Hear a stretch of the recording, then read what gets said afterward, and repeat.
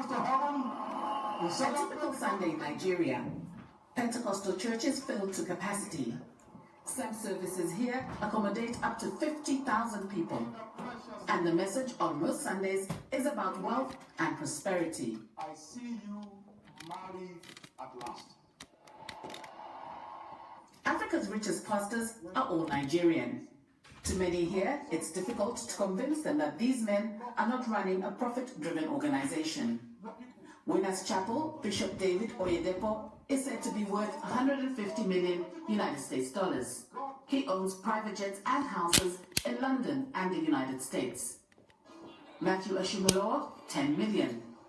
Chris Oyakilome of Christ Embassy, his estimated wealth is 50 million United States dollars. TB Joshua is worth 15 million. And Chris Okoti is said to be worth 10 million United States dollars. There's still a lot going on in our churches that are extra biblical devices employed and deployed by men to attract crowd to themselves. Of course, Satan can pastor a church because he can transform himself, according to the Bible, into an angel of light. Maybe they need prison. Maybe they need to be locked up for them to know it. But God has a way of throwing a Jonah into the sea. Some analysts say Nigerians are not happy about the state of their country and therefore turn to God for solace. People are frustrated. People are disenchanted. People are really hopeless in terms of expectations from the government. So they have to look up to something. Okay, they have to go to church. They need to go to church to listen to the priest or the pastor preaching to them that life will be good, life can be better. So the pastor will now feel on that greed of our people. With a net worth of 235 million United States dollars, Nigeria's top 5 richest pastors have shown that the gospel of prosperity is truly working in their lives.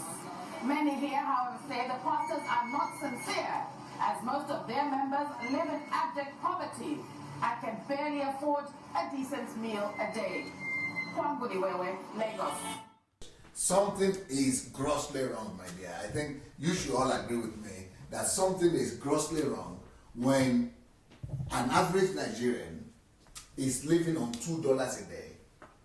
An average Nigerian. And then the richest pastors in the world are all Nigerians. And their congregation, their church members are living on $2 a day. And they are, it's just become a normal thing for Nigerians to be riding on jet.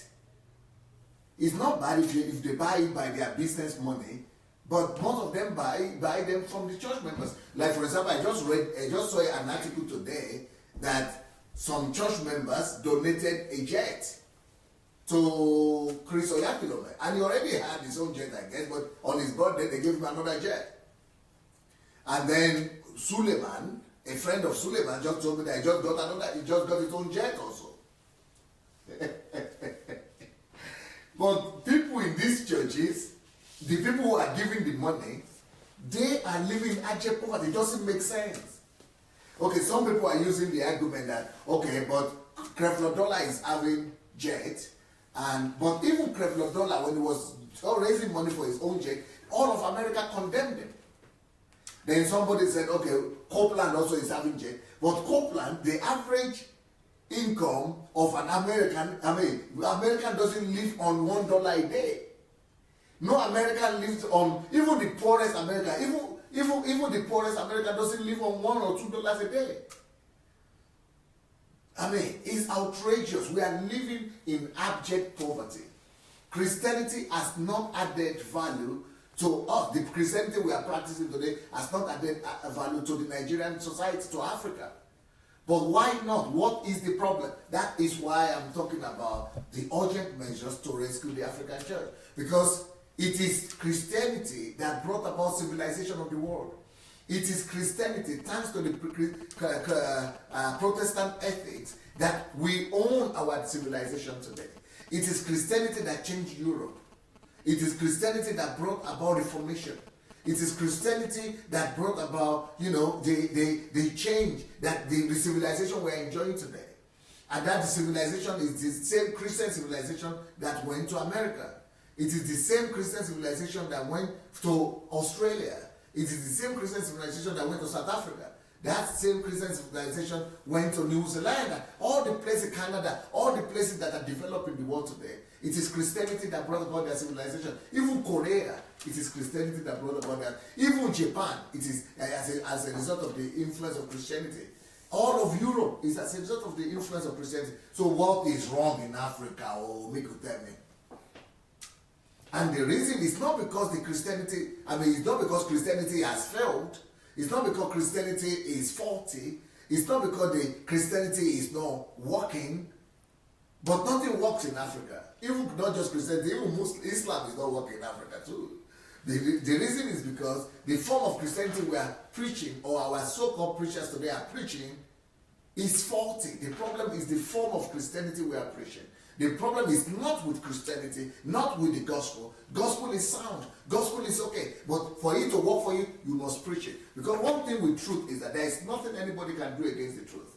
Only for the truth. So if you have the truth here, and you decide to compromise the truth, and go against the truth will work against you.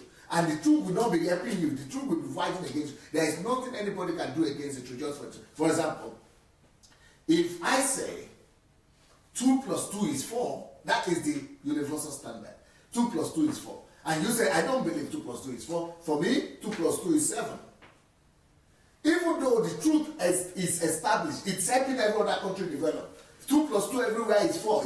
Countries are growing, economy, everything is growing. But in your own place, you have 2 plus 2 also, but it's 7. You will not have the result. That is what is happening with the form of Christianity we are preaching in Africa. We are preaching a form of Christianity that is discrediting Christianity.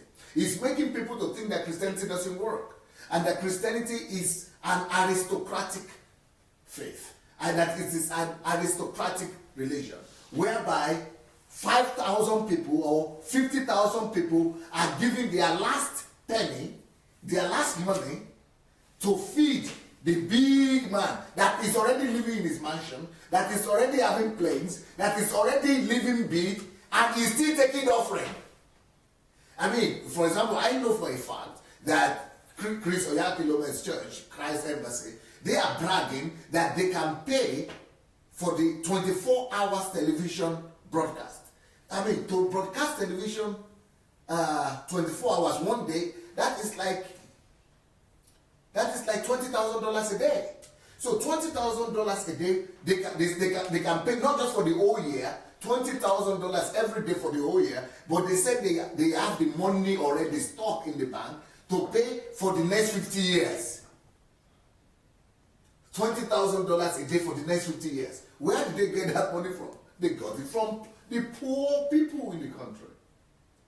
And there's also, if you have that kind of money, to pay for television, and this is not just for television station in one place. This is one, they have many television stations, not just one. And they can pay for the next 50 years. So if you can do that, why are you still collecting offering from your church members? I have it, and not just Christ Embassy. This is concerning Redeemed, this is concerning Winners, this is concerning all these churches. They have so much money, but they are still collecting money from poor people. So if you already have so much money, why are you still collecting money from poor people? Let me tell you something about the gospel. In the Old Testament, even where they are talking about offering, tithe and offering, the Old Testament, God didn't even allow, even the law of Moses did not allow the poor, the widows, the fatherless to collect offering. They didn't collect offering from the poor. They were not collecting offering, tithe and offering from the poor. You know why? Because tithe and offering is for them. It's to elevate their pain. It's to elevate their poverty. It's to help them. So if these churches are already stickingly rich, and they are just using, they don't even know what to spend the money on again, but then still collecting money from people, why don't you rather set up systems and empowering systems to be empowering all these poor people? I don't get it. We've lost our logic. I mean, you can go to churches in Europe that don't even have $1 million in bank, that doesn't have 1% of what these Nigerian churches have.